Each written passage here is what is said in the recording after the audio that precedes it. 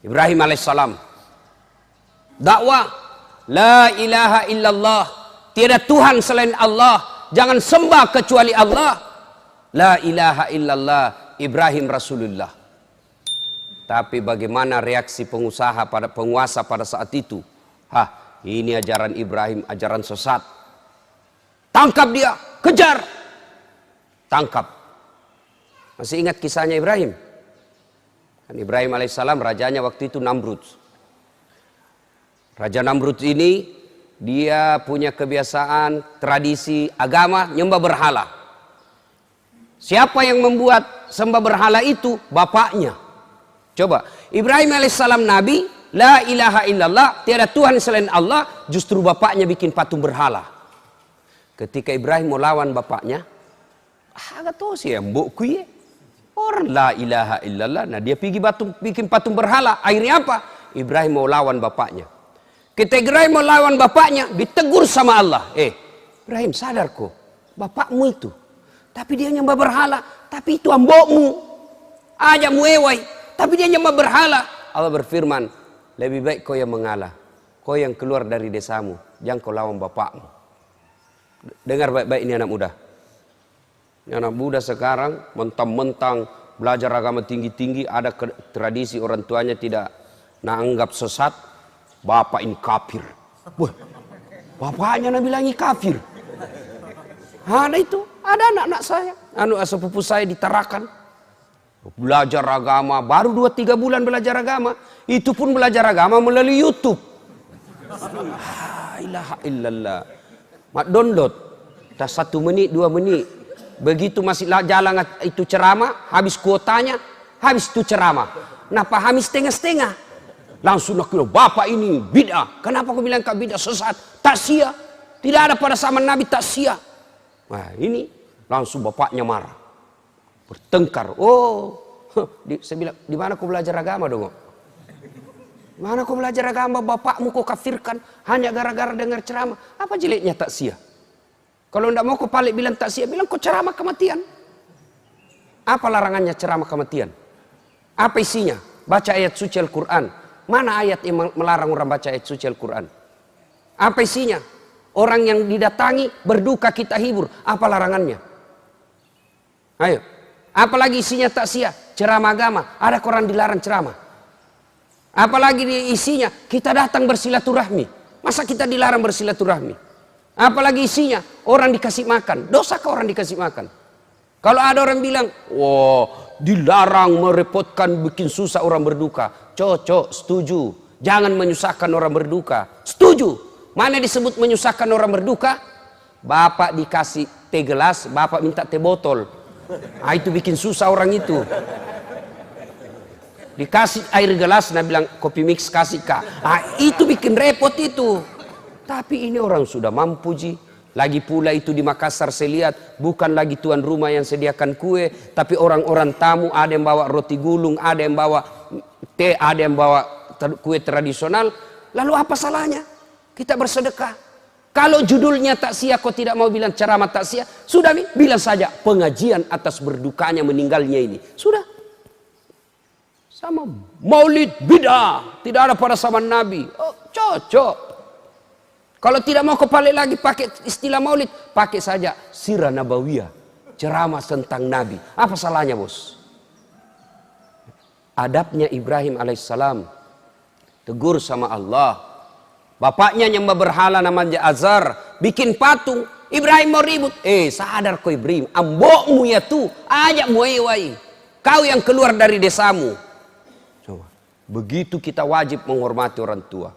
Jadi bapak-bapak yang masih ada orang tuanya pulang kampung lalu ketemu.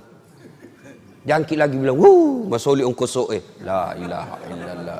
Anak pacilakana. Pernah itu hitung-hitung orang tua tak? Pernah itu hitung-hitung orang tua tak waktu tak nak kasih sekolah ki? Andai saja bisa nak jual harga dirinya, nak jual dirinya untuk kita sekolah. Masa gara-gara sewa pesawat kita berpikir?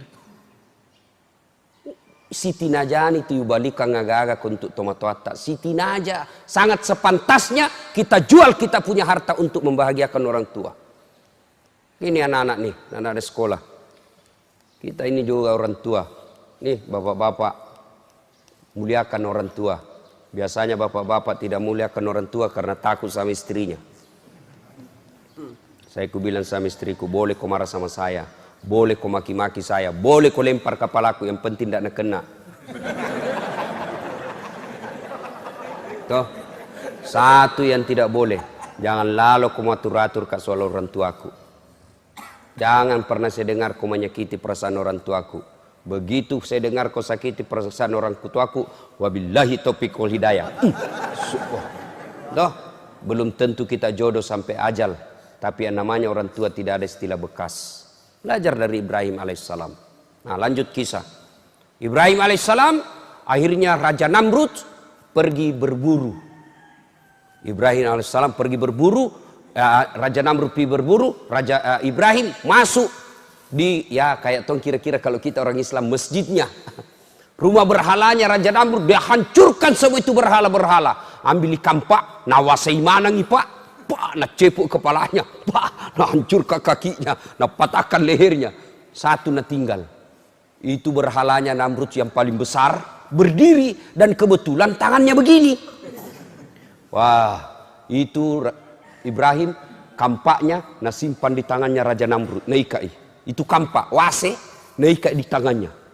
Datang Raja Namrud berburu, masuk rumah ibadahnya. Wih kaget, ini gamale yang tak kasih, ini gamale yang tak kasih Tuhan. Siapa yang hancurkan Tuhan kita? Siapa yang hancurkan kepalanya? Sebarkan intel. Oh, ternyata informasi tahu Ibrahim yang lakukan.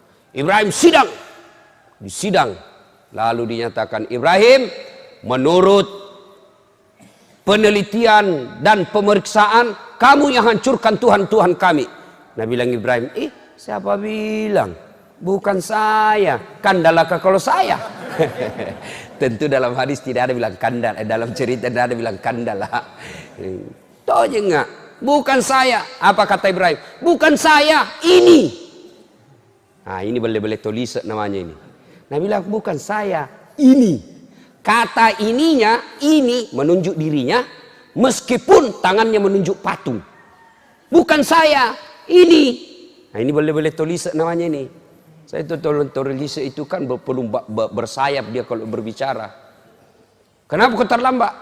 Tidak terlambat, kau yang cepat datang.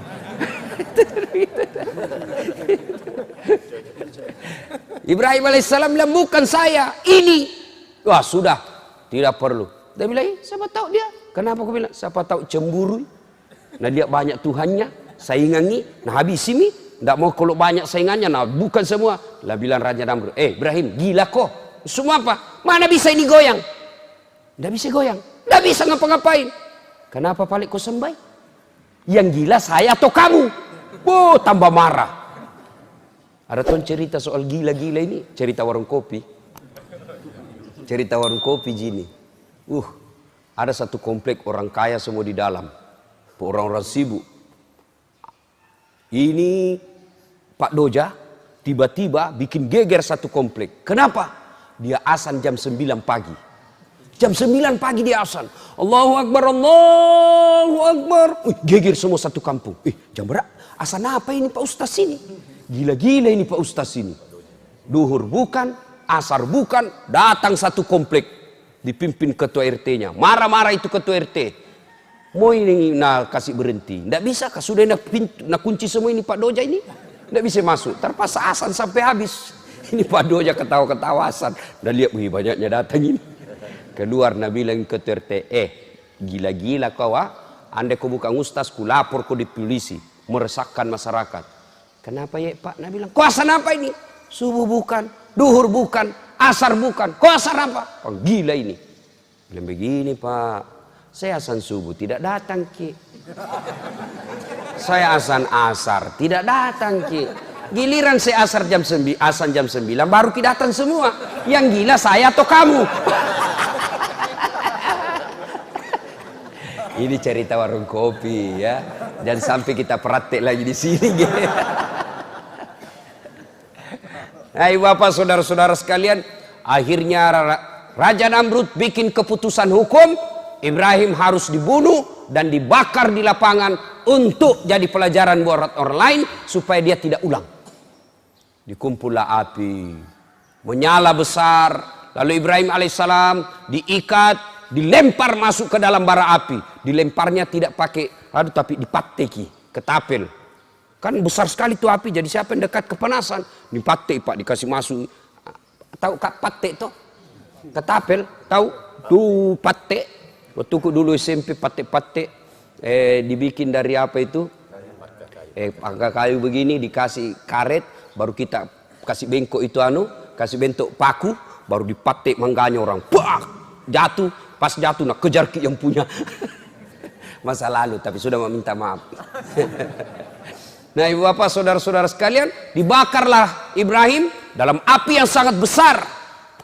Ibu-ibu, bapak-bapak, kalau manusia dibakar dalam api, hidup atau mati? Hidup atau mati? Pasti mati menurut hukum biologi. Tapi kalau Allah yang berkehendak, Ibrahim dibakar dalam api yang sangat besar, tidak mati, malah keluar kedinginan. Al-Quran menjelaskan, Allah perintahkan, kuni api, dingin kau, selamatkan Ibrahim alaihi salam. Dia bilang Quran, dingin dan selamatkan Ibrahim. Andai saja tidak ada kata selamat, membekui Ibrahim. Dingin, selamatkan Ibrahim alaihissalam. Keluar Ibrahim, dibakar. Orang sudah bilang, cikdako, mati nako. Andrei pak buatanmu. Apa yang terjadi? Ibrahim keluar dalam bara api, justru kedinginan dia keluar. Coba, tidak masuk di akal. Kalau Allah yang mau, pasti. Jangan coba-coba ini ayat pak. Ada mahasiswa aku, nak bilang bohong-bohong ini pak Ustaz. Kenapa aku bilang kak bohong? Nak bilang, ku coba itu ku kasih ku baca itu ayat, baru ku tes tanganku di atas kompor gas. Kenapa? Dia bilang, halus sih. Ku bilang bukan ayat yang salah, kau yang dongo. Itu ayat untuk Nabi Ibrahim. Jangan lalu kau coba-coba, hangus kau itu. Nah, tidak masuk akal. Kalau Allah yang berkehendak, pasti terjadi.